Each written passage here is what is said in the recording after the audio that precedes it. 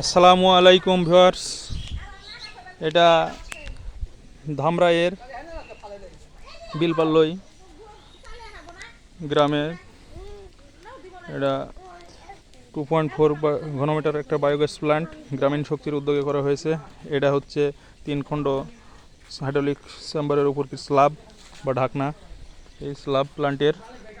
আর এই হচ্ছে স্লারি পিট, যেটা গোবর যাওয়ার পরে গ্যাস হওয়ার পরে উচ্ছিষ্ট অংশে আসবে। এই যে একটা স্লারি পিট, এবং এই স্লারি পিটে একটি ভরে গেলে পরবর্তীতে একটির মুখে ইট দিয়ে দেওয়া হবে, এবং পরবর্তীতে অন্যটিতে এই মুখে একটাতে ইট দিয়ে দিলাম, ভরে গেল, বাস ওটা বন্ধ হয়ে গেল। পরবর্তীতে এই লাইন আরেকটা স্লারি পিট এটাতে তখন প্রবাহিত হবে। তখন একটা টেনে গেলে তখন ওইটা উঠায় কাজে লাগাতে হবে, বা জমিতে জৈব সার হিসাবে ব্যবহার করা হবে, অথবা মাছের খাদ্য হিসাবে। আর এই হচ্ছে এই যে স্লারি পিটের ড্রেন, এটা করে দেওয়া হয়েছে। গ্যালারিং টানলে আরও সুন্দর করে দেওয়া হবে। আর এই যে নেট আইনি রাখা হয়েছে প্ল্যান্টটা, এই স্লারি পিটটা গোটা নেটিং করে দেওয়া হবে। আর ওই যে স্ল্যাবটা দেখালাম, এই যে স্ল্যাব, এই স্ল্যাবটা এসে এই হাইড্রোলিক চেম্বারের উপর বসবে। এই হলো প্ল্যান্টের ম্যানহোল। আর এটা হচ্ছে প্ল্যান্টের ডোম, এটা সেন্টার পাইপ সহ টিউরেট।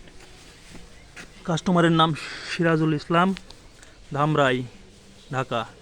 সেন্টার পাইপের নাম্বার 81468।